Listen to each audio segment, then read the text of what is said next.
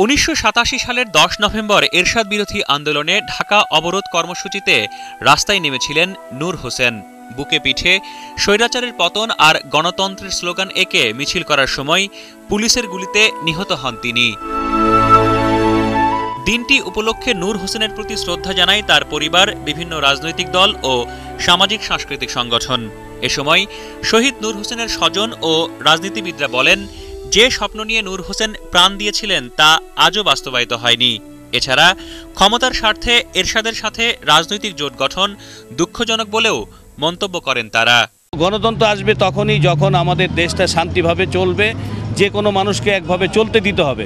গণতন্ত্র তো এইভাবে হবে না, খালি ক্ষমতা যাওয়ার জন্য গণতন্ত্র না। ৮২ থেকে ৯০ যে লড়াই আমরা করেছি, সেদিনে যে সকল অপরাধ হয়েছে, সেই অপরাধ থেকে মুক্তি কিন্তু হবে না যতক্ষণ পর্যন্ত সেই বিচার কার্যগুলো সমাপ্ত না হবে। যে স্বৈরাচার যে রাজনীতিকে দমন করার জন্য সকল ধরনের রাষ্ট্রীয় শক্তি ব্যয় করেছে, আজকে তাকে সাথে নিয়েই ক্ষমতাসীনরা মানে যারা নূর হোসেনকে হত্যা করেছেন তারাই আজকে ক্ষমতার মশালে গেড়ে বসেছে। তবে স্বরাষ্ট্রমন্ত্রী মহিউদ্দিন খান আলমগীর বলেন, আওয়ামী লীগ আগ্রহী হয়ে এরশাদের সাথে জোট গঠন করেনি।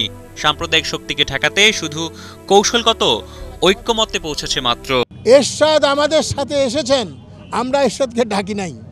এরশাদ কিংবা ভিন্নতর মতের কোনো গোষ্ঠী কিংবা কোনো দল যদি আমাকে সমর্থন করে, আমি সেই সমর্থন তো মানা করব না। বাংলাদেশের রাজনীতিতে এরশাদ এখনো একটি গুরুত্বপূর্ণ নিয়ামক। ক্ষমতার স্বার্থে শীর্ষ দুই দল এখনো তাকে নিজ বলয়ে রাখতে তৎপর।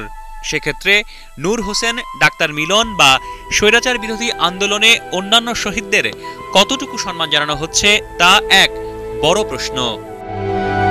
রাহাত মিনহাজ, এটিএন বাংলা, ঢাকা।